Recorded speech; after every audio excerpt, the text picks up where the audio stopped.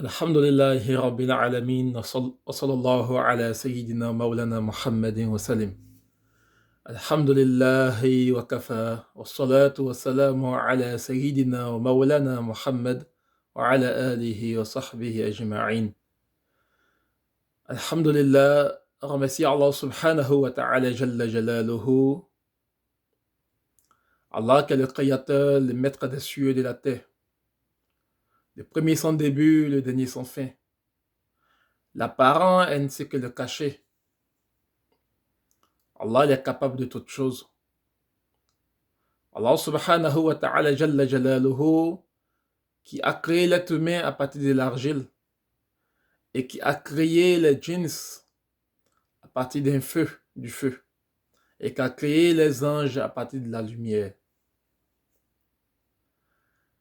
Et en plus, le prophète Mohammed alayhi salatu wassalam, qui est le sceau des prophètes, le dernier des prophètes, ainsi que le dernier messager envoyé à toute l'humanité entière en guise de miséricorde. Allahumma salli ala Muhammad al-Nabi al-Mi wa ala alihi wa sallim taslima. Alhamdulillah, nous allons continuer sur notre sujet concernant la ruqya, de comment se protéger à travers le Coran ainsi que les invocations prophétiques. Alhamdulillah, aujourd'hui nous allons parler d'un thème qui est important, à savoir la jalousie, comme on l'avait dit autrefois dans les autres leçons, les autres enseignements. La jalousie, c'est une porte d'entrée qui mène à l'initiation, disons, satanique, ou soit qui mène même à l'initiation de la sorcellerie. La jalousie. Et comme le prophète alayhi salatu wassalam dit, la jalousie consume les bonnes actions, comme le feu consume le bois. En islam, on peut être jaloux. On peut être jaloux dans des cas précis. À quel moment le musulman peut être jaloux? Le hadith d'Ibn Omar radiallahu anhuma répond à cette question. D'après Ibn Omar radiallahu anhuma, le prophète sallallahu alayhi wa sallam dit, il est permis d'être jaloux dans deux cas. Le musulman peut être jaloux dans deux cas. Dans deux cas précis. Premièrement, on peut être jaloux de quelqu'un à qui Allah subhanahu wa ta'ala a donné des biens, les biens matériels. Et il se met à dépenser nuit et jour dans les bonnes actions pour la cause d'Allah. Donc ça, c'est une jalousie qui est permise. Quelqu'un voit quelqu'un à qui Allah a donné des biens matériels et ce dernier-là, il prend et il dépense pour la cause d'Allah. On peut être jaloux. C'est normal. Parce que c'est dans le sens des bonnes actions. Ou bien soit, quelqu'un à qui Allah subhanahu wa ta'ala a donné la connaissance du Coran et qui se met à lire le Coran nuit et jour. Et il fait des prières de nuit. Il enseigne le Coran aux gens. Donc, on peut être jaloux aussi. C'est une bonne jalousie. Et dans la version de Ibn Mas'ud radiallahu anhu, il a ajouté que, ou bien quelqu'un à qui Allah subhanahu wa ta'ala a donné la sagesse et qui use de cette sagesse pour enseigner les gens, pour juger les gens. On peut être jaloux aussi, c'est normal. Hormis cela, le musulman n'a pas le droit d'être jaloux. Parce que la jalousie est une brèche qui peut créer beaucoup de mal, en fait, de dégâts. Beaucoup. Et c'est pas fortuit le fait que Allah subhanahu wa ta'ala jalla jalaluhu, il a révélé un verset dans le Coran parlant de cela au fait. Précisément dans la sourate Al-Falaq. Allah subhanahu wa ta'ala nous dit quoi à la fin de la sourate? Wa min sharri hasidin iza hasad. Cherche protection auprès d'Allah contre qui? Contre l'envieux lorsqu'il envie. Les jaloux. Subhanallah. Tellement c'est grave. Allah a révélé une sourate. Et dans cette sourate, Allah nous a rappelé cela au fait. De chercher protection auprès d'Allah contre qui? Contre l'envieux lorsqu'il l'envie. Parce que la jalousie va nous pousser à faire quoi? À faire du mal à autrui. Pourquoi lui et non moi? Pourquoi lui il obtient un travail et non moi? Pourquoi elle est mariée et non moi? Pourquoi lui il obtient un visa pour voyager et non moi? Donc, à force de pourquoi, ça va nous envoyer à faire quoi? Aller faire du shirk, subhanallah. Aller consulter auprès des charlatans pour faire du mal à cette personne, au fait. Parce qu'on est jaloux du succès de ce dernier ou de cette dernière. Donc, la jalousie, c'est dangereux. À force d'être jaloux, on peut s'auto-initier dans la sorcellerie. Par exemple, il suffit, quelqu'un est jaloux de son ami ou d'une connaissance X. Elle prend la photo de la personne, la photo physique, et étant à la maison, elle se met à regarder la photo et avoir des idées négatives contre la personne. Désolé. Elle commence à avoir des idées négatives contre la personne. Par moment, elle peut prendre un stylo pour barrer le visage sur la photo. Ou bien même prendre une lame, déchirer la photo en ayant des idées négatives contre la personne. Et les djinns passent par là et ils agissent automatiquement. Et quelques jours plus tard, elle apprend que la personne est malade. Ou la personne a perdu son travail. Ou la personne vraiment a perdu ses cheveux et autres. Et elle est contente. Elle dit, waouh, ça marche là. J'ai pris une photo, j'ai regardé, j'ai pensé négativement. J'ai pris ce stylo, j'ai barré. Et quelques jours après, la personne est malade. La personne ne se retrouve plus. La personne a perdu son travail. Waouh, c'est que j'ai une force cachée en moi. Subhanallah. Subhanallah. Donc, être fier du malheur d'autrui ouvre automatiquement une porte au monde de la sorcellerie, au fait. Donc, celui qui est dans cet élan de ce chemin, automatiquement, quand les djinns ils aperçoivent cela, les djinns se rebellent lorsqu'ils aperçoivent cela. Ils sont contents.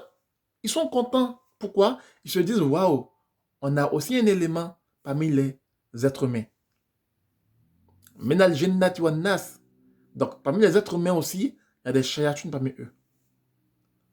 Donc, cette personne maintenant qui a pensé négativement contre son ami à travers une photo et autres, les djinns maintenant viendront inspirer cette personne, même peut-être en rêve dans le sommeil. Venir inspirer la personne jusqu'à ce qu'elle jusqu'à l'initier de la sorcellerie, cette personne. Parce que cette personne a quoi? A l'idéologie, partage la même idéologie que les djinns se rebellent, que les sorciers et autres. C'est ainsi que la personne va emprunter le chemin et va devenir un sorcier, ou soit un féticheur, ou un charlatan et autres. Et il aura des djinns à sa guise, en sa compagnie, qui vont lui donner des secrets, qui vont l'apprendre ceci, cela et autres et autres. Donc, vous voyez où la jalousie peut mener, c'est dangereux au fait. Donc, le musulman doit s'efforcer. Il doit faire l'effort de ne pas tomber dans cette situation. Ne pas être jaloux d'autrui. On peut voir quelque chose, quelqu'un peut avoir un bien quelconque. Automatiquement, on doit souhaiter le bien pour la personne. On doit lui faire la bénédiction pour ne même pas que on ait des idées négatives contre la personne. Pour ne pas que le mauvais œil puisse atteindre la personne, au fait. C'est très important. La jalousie aussi peut pousser la femme à faire du mal à sa co-épouse. Oui, la jalousie. Même pas forcément à sa co-épouse, la jalousie peut pousser la femme à faire du mal à sa connaissance, à sa camarade, à son ami. Pourquoi elle est mariée? Moi, je ne suis pas marié. Pourquoi lui, il a une voiture, moi, je n'ai pas une voiture? Subhanallah. Et elle va le consulter contre sa camarade, contre son ami, soi-disant c'est ma meilleure amie. Elle va le consulter. Dans la consultation, par moment, le charlatan ou le féticheur va faire des incantations sur des perles, par exemple des perles. Parce que les femmes, elles aiment se tresser, c'est normal. Donc, le charlatan, il fait des incantations sur les perles, et puis il donne à cette dernière, bon, tu veux faire du mal à ta camarade, voici. Donc, tu vas, tu lui proposes de la tresser, de la rendre belle et autres. Et souvent, les femmes, lorsqu'elles se tressent, elles mettent des perles dans les cheveux pour être belles, au fait, pour se rendre belle pour le mari et autres. Donc, cette dernière, elle vient vers sa camarade, elle lui dit, tu sais, je vais te tresser si tu veux pour te rendre belle devant ton mari et autres. Alors que elle a une pensée négative déjà. Et l'autre accepte. L'autre, innocente, elle ne sait rien. Elle se dit, ah, c'est ma meilleure camarade, c'est ma meilleure amie. Alors que sa meilleure amie a des idées négatives contre elle, au fait. Et elle se laisse aller se tresser et elle met les perles dans les cheveux. Et depuis lors, cette dernière ne se retrouve plus, c'est fini. Pourquoi? À cause des perles qui ont été travaillées chez le charlatan, qui sont sur ses cheveux. Lorsqu'elle rentre à la maison, dans son foyer, tout est mélangé. Elle ne se retrouve plus. Des migraines à ne pas en finir. Des migraines, des maux de tête. Ils vont à l'hôpital, ils font des analyses, ils ne voient rien. Le mari est épuisé, il dépense, il dépense. Ils ne comprennent plus rien. Alors que c'est sa camarade qui est à la base. Et sa camarade est contente. Subhanallah. Subhanallah. Donc, on doit faire attention, chers frères, chers sœurs, à ne pas mûrir cette idée de jalousie en nous.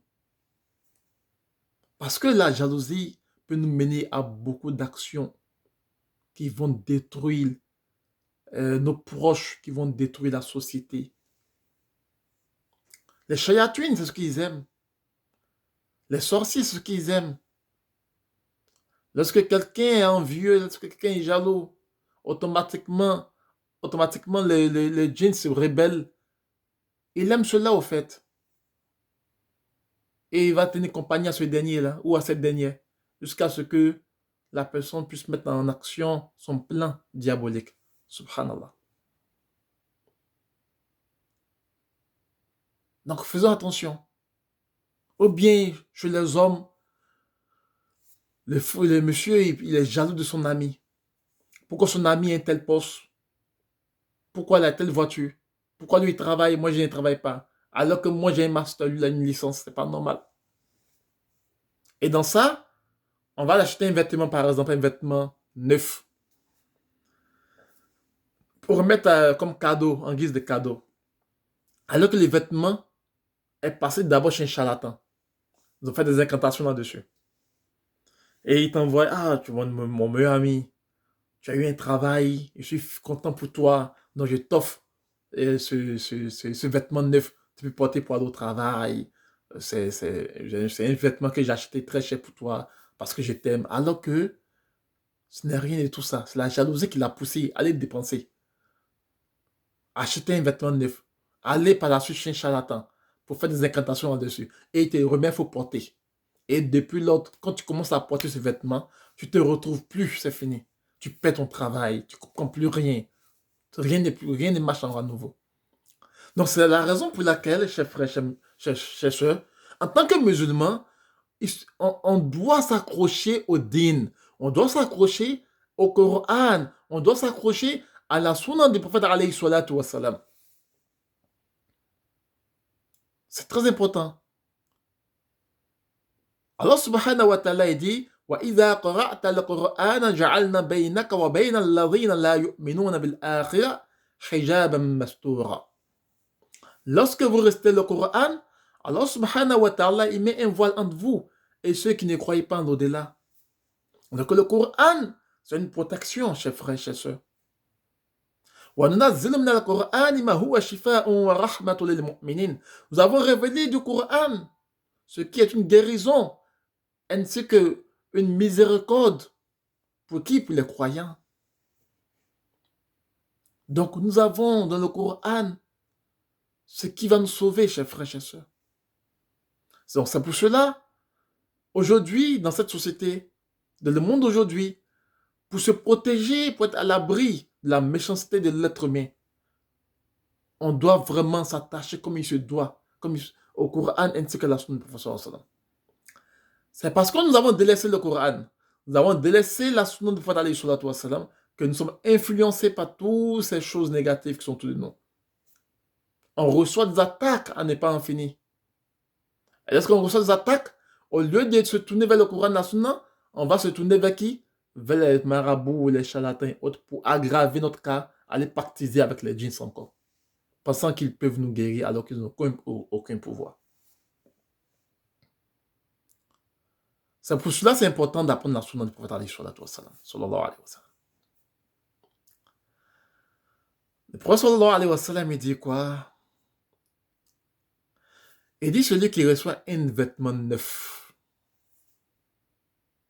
Celui qui reçoit un vêtement neuf. Il y a une évocation précise. Une évocation avant de porter ce vêtement. C'est très important. Parce que vous ne savez pas d'où le vêtement est quitté. Vous ne savez pas celui qui a acheté, qu'est-ce qu'il a fait là-dessus. Vous ne savez pas comment ça a été confectionné. Donc, on ne prend pas un vêtement neuf pour porter directement. Non, ça ne se fait pas. Ça ne se fait pas dans la sunna du prophète alayhi sallam. Ça ne se fait pas. Donc, le prophète alayhi sallam, il dit lorsque vous avez un vêtement neuf, avant de porter, il y a une invocation. Allahumma lakal hamdu, anta kasawtani, as'aluka min khayrihi wa khayri ma suni'a lah. وَأَعُوذُ بِكَ مِنْ شَرِّهِ وَشَرِّ مَا صُنِعَ لَهُ. Qui veut dire Allahumma lakal hamdu, oh Allah, à toi la louange. Anta kasawtani, c'est toi qui m'habilles, c'est toi qui m'habille, en fait, qui me donne les vêtements pour porter. C'est toi Allah. As'aluka min khayrihi wa khayri ma suni'a lah. Oh Allah, je te demande le bien qu'il y a dans ce vêtement et le bien pour lequel il a été conçu. وَأَعُوذُ بِكَ مِنْ شَرِّهِ وَشَرِّ مَا صُنِعَ لَهُ.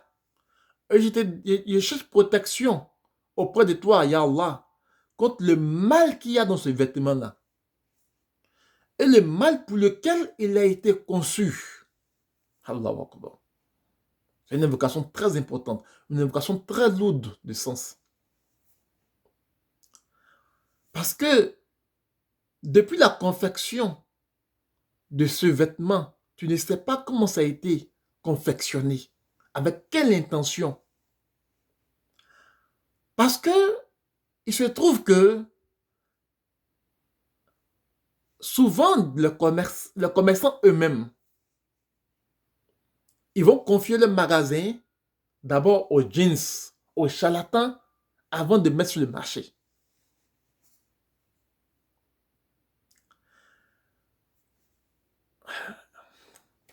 Alors, le marché, c'est, subhanallah, au marché, il y a beaucoup de choses qui se passent dans le marché. Beaucoup de choses. C'est là-bas que les shaitans placent son étendard dans le marché. C'est pas pour ne rien que le prophète alayhi salatu wassalam à enseigner une invocation avant d'entrer dans le marché. On doit appliquer la sunna du prophète sallallahu alayhi wa sallam. C'est pour ça que c'est important de connaître la ruqya. Pour se préserver soi-même, préserver sa famille. Et la ruqya, c'est le Coran, la sunna du prophète alayhi wa sallam, les invocations prophétiques. Se traiter à travers le Coran et la sunna. Donc il y a une invocation à faire avant d'entrer dans le marché pour être préservé. Parce que dans le marché, il y a tellement de choses qui se passent mystiquement. Donc il y a des gens qui ont signé des pactes avec les djinns et autres pour avoir la clientèle. Et les marabouts, les charlatans leur donnent des parfums mystiques, des encens sur lesquels on fait des incantations. Tu mets dans ton magasin et autres. Automatiquement, ça attire tous les clients vers ton magasin. Les clients, lorsqu'ils rentrent dans le marché, c'est comme si tous les magasins qui sont aux alentours, les voisins de ce dernier-là, ce dernier qui a participé avec les jeans, ces voisins-là, quand les clients rentrent dans le marché, ils ne voient même pas les voisins. C'est lui directement. Ils sont téléguidés, les jeans, subhanallah, ils sont téléguidés directement. Parce que le travail que le charlatan a fait pour le magasin, c'est tellement fort que tous les clients viennent acheter là-bas. Et tous. Souvent, la nuit, les charlatans, ils vont dans le marché, ils vont aller travailler dans le magasin la nuit. Ils font des rituels dedans.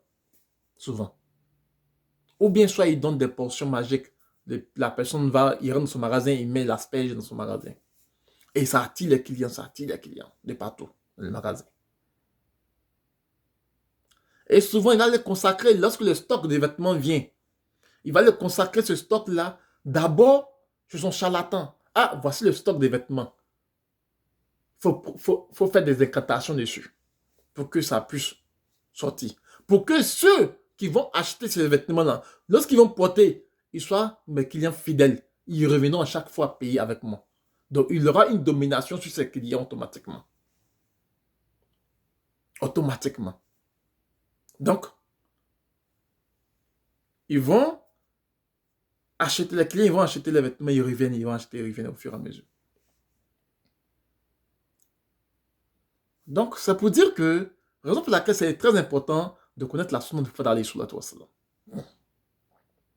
Donc, soit c'est le magasin ou le commerçant même qui peut peut-être pactiser, ou soit c'est ton ami même qui est comme toi, qui va l'acheter un vêtement et il va aller travailler sur le vêtement auprès d'un charlatan pour te remettre cela. Donc, si tu ne connais pas la sunna du prophète sallallahu alayhi wa sallam, si tu ne connais pas l'invocation pour être préservé et que tu portes le vêtement directement, subhanallah, subhanallah. Alors que celui qui prend les vêtements et puis il fait l'invocation, Allahumma laka alhamdu, anta kasawtani, as'aluka min khayrihi wa khayri ma sun'ala, wa a'udhu bika min sharrihi wa sharri ma sun'ala. Et il porte les vêtements, Allah subhanahu wa ta'ala va les préserver. Donc, pour tout vêtement neuf, il y a une invocation que tout musulman, toute musulmane doit apprendre. C'est très important. Et en dehors des vêtements neufs, nos vêtements de façon habituelle et autre, il y a une invocation aussi pour ça aussi. Il y a des vêtements que nous avons déjà portés auparavant et autres. Une invocation pour ça. Le prophète alayhi wa sallam dit Alhamdulillahi allazi kasani hadha thawba wa razaqanihi min ghayri hawlin minni wa la quwwa. Ça, c'est l'invocation avant de porter un vêtement normalement. Pour se dévêtir aussi, il y a une invocation qu'il faut faire. Sinon, celui qui enlève son vêtement, qui se déshabille, sans faire d'invocation, lorsqu'il est nu, si les jeans qui sont dans la pièce le voient, automatiquement, les jeans peuvent tomber amoureux de ce dernier ou de cette dernière. Et ça va créer en même temps l'histoire des jeans amoureux. On va en parler une prochaine fois, les jeans amoureux, les symptômes, comment savoir qu'on a des jeans amoureux dans notre vie. Les symptômes des jeans amoureux et autres. Comment les gens ils font pour avoir des jeans amoureux et autres. Comment les gens même, en dehors des cas de sorcellerie, en dehors des cas de mauvais œil, comment les gens font pour avoir des jeans dans leur vie, des shayatounes qui viennent de les fatiguer dans leur vie. C'est des thématiques, c'est des choses qu'on on va en parler aussi. Aussi concernant la pleine lune. La pleine lune, les 13, 14, 15. Le prophète sallam a demandé de jeûner. C'est une sunna du prophète sallam. Mais pendant ces 3 nuits aussi là, mystiquement, les loges sataniques, diaboliques, les chayatouines, les sorciers, ils ont des rituels qu'ils font aussi. Pendant ces 3 nuits pleines. 13, 14, 15 de chaque mois lunaire. Donc, c'est pas fortuit le fait que le prophète sallam demande de jeûner. Il y a une grande protection derrière. Donc, chers frères, chers sœurs, attachons-nous à la religion. Attachons-nous au Coran. Attachons-nous à la sunna du prophète alayhi salatu wassalam. C'est gage notre sécurité fi dunya wal akhirah. Donc, c'est très important. Aujourd'hui, on a parlé un peu du cas de la jalousie. Nous avons parlé un peu, nous avons pris l'exemple concernant les vêtements. Il y a tant d'autres exemples qu'on va prendre aussi. Tant d'autres exemples qui sont des cas pratiques où il y a des invocations de la sunna de Fadali sur tout ça qu'il faut respecter aussi. C'est très important. Très important. Avant de se mirer, il y a une invocation. C'est pas fortuit. Allah subhanahu wa ta'ala nous accorde la bonne compréhension, qu'il nous fasse la mise en pratique. Donc nous allons poursuivre dans une autre vidéo le cours encore de Ruqya. Allah subhanahu wa ta'ala nous accorde la bonne compréhension, qu'il nous fasse la mise en pratique. Nous allons aller tout doucement jusqu'à arriver sur l'enseignement des remèdes, les solutions, comment y remédier pour ceux qui sont attaqués et autres, avec le Coran, comment coraniser l'eau, comment se traiter, quels sont les actes de la sunna du prophète Ali sallallahu alayhi wa qu'il faut faire contre les chayatines et autres, comment se traiter soi-même, sa famille, comment se préserver de tout ça, des sorciers et autres, selon le Coran et la sunna. On va arriver à là un de ces jours, bi'iznillah, incha'Allah ta'ala. Allah nous accorde la bonne compréhension, que nous aide tous, que nous préserve de tout mal, que nous accorde la force sur nos ennemis, et qu'Allah subhanahu wa ta'ala, jalla jalaluhu, nous bénisse tous. Allahumma amin, amin, amin. Subhanaka Allahumma bihamdik, wa nashhadu an la ilaha illa ant, wa nastaghfiruka wa natubu ilayk. Subhana rabbika rabbil izzati amma yasifun, wa salamun ala al-mursalin, walhamdulillahi rabbil alamin. Assalamu alaikum wa rahmatullahi wa barakatuhu.